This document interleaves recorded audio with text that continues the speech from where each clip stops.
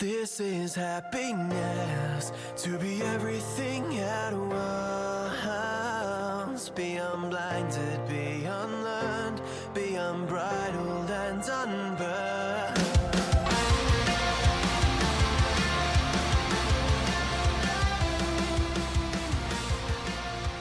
Hey everyone, and welcome back to a brand new episode of Mood Prep. My name is Dave Nixon, and I think today we're just going to go through this idea. I suppose it's like the attraction idea. Hey, how to attract positive vibes kind of conversation.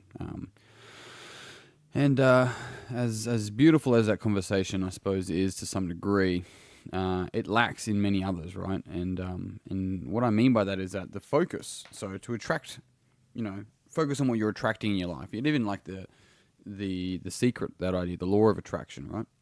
And this isn't a criticism of it. This is simply just a view and an offer of that kind of that style of thinking.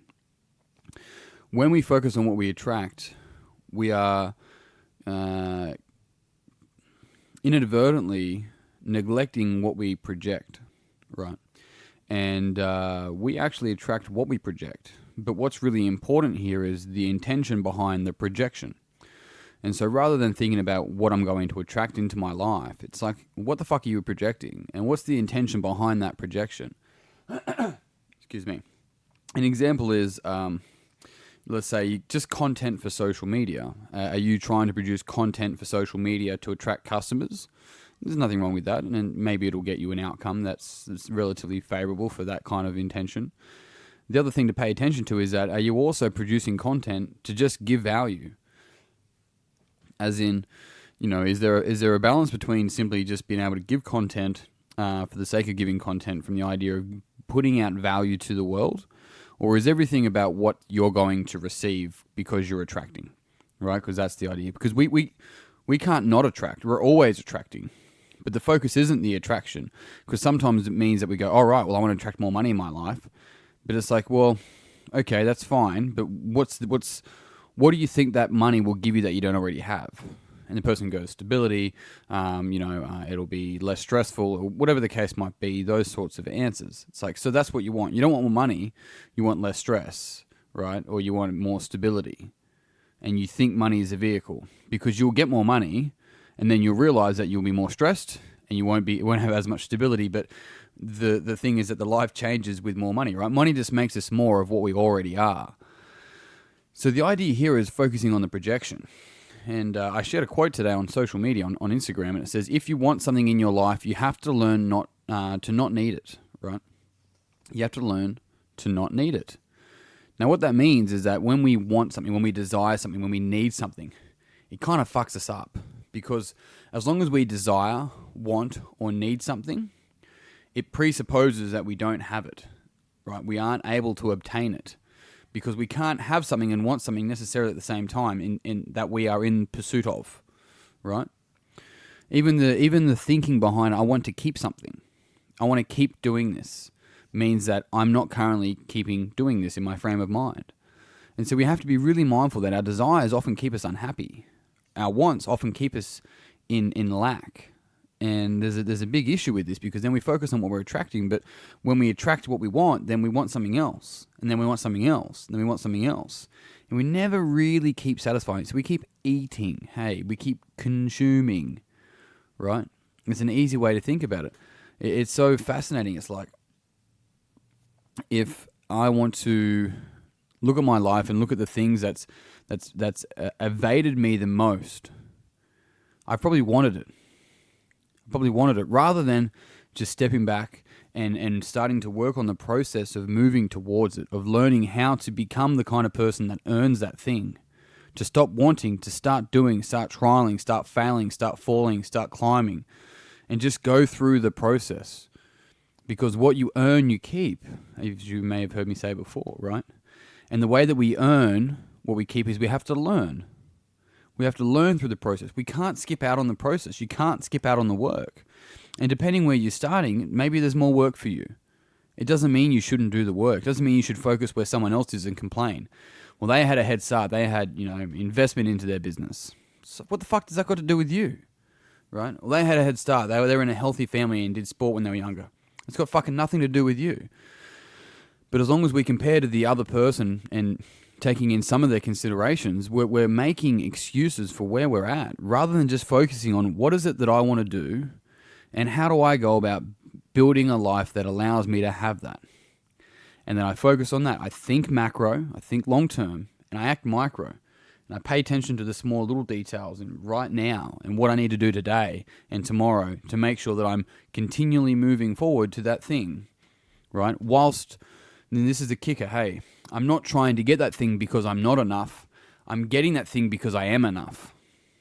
And that's a big difference. When we work from this space of going, I'm going to try and get that thing because I'm not enough. When I have that, I'll be enough. You might get it and then you'll be fucking really sad. I had this conversation with a good friend today of like, I spoke about someone we know and they have a nice car. My good friend that I was speaking to has a newer, more expensive, nice car, sports car.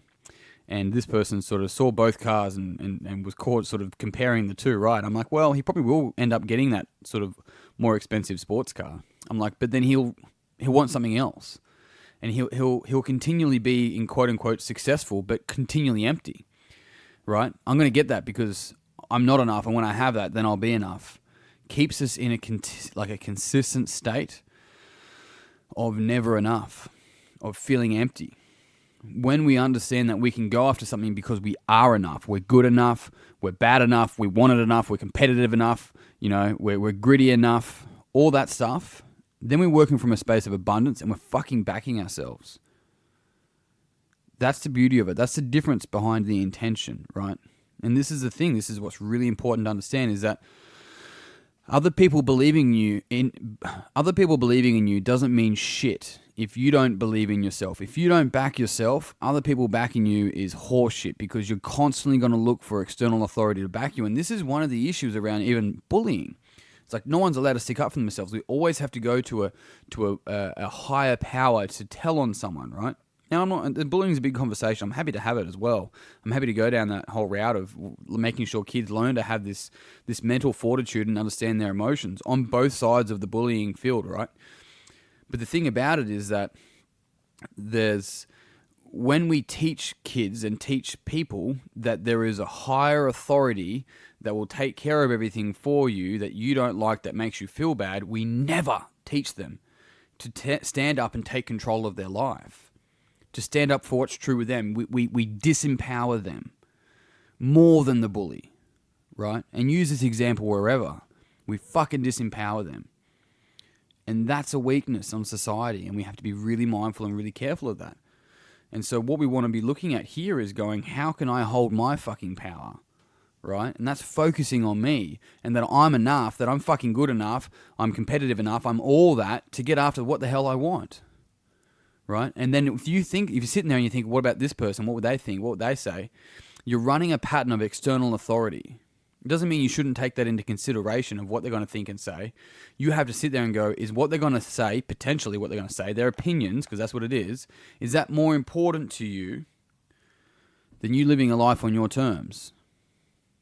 It's a big fucking question, and only you know the answer. And if their opinion's more important, then that's fine. Like, just be with that and don't change anything. But if it's going to eat at you, then fucking make a change. This is the kind of thing, by the way, that I pull apart and go through, and all the developmental patterns and all the thinking patterns and all the personality typologies that we go through in the seminars. Like, this is why I'm encouraging people that are at a position in their life that really want to fucking learn more about all this stuff and take control of this stuff, to get to the seminars, to get to my webinars, to do that sort of stuff, so that you're not doing what I'm telling you. You're getting better understanding of yourself to take control of your life, so you can fucking make your own decisions, right? It doesn't have to be somebody who's disempowered with every area of their life. That's not really how it works.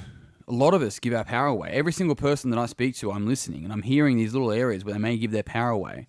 Right? Even saying that when the weather's shitty, they just don't feel as good. It's like you're still giving your power away to something that is outside of your control, right? I'm just not as motivated. And when we can start to see these sorts of situations, we can move past them and start to really make sure that we're fully living life on our own fucking terms, because that's in our power. So check it out, davenixon.com.au/seminars. Next one's in Sydney, 21st, 22nd of September, and there is only a couple of 2-for-1 tickets left, and then the price is going to increase, and that is of this Sunday, the 4th of August. So jump on it. There's only a couple of tickets left for the early birds, that is. But otherwise, team, that's it. If you haven't already, Facebook community, it's on Mood Prep, other way around. Mood Prep community, it's on Facebook. Check it out. If you haven't got my Instagram, hit Instagram at ddnix. Make sure you say hello so I can say hello back. I'm out. Until tomorrow, team. Peace and pizza.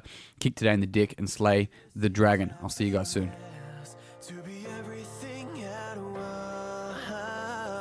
Be unblinded, be unlearned, be unbridled and unburned.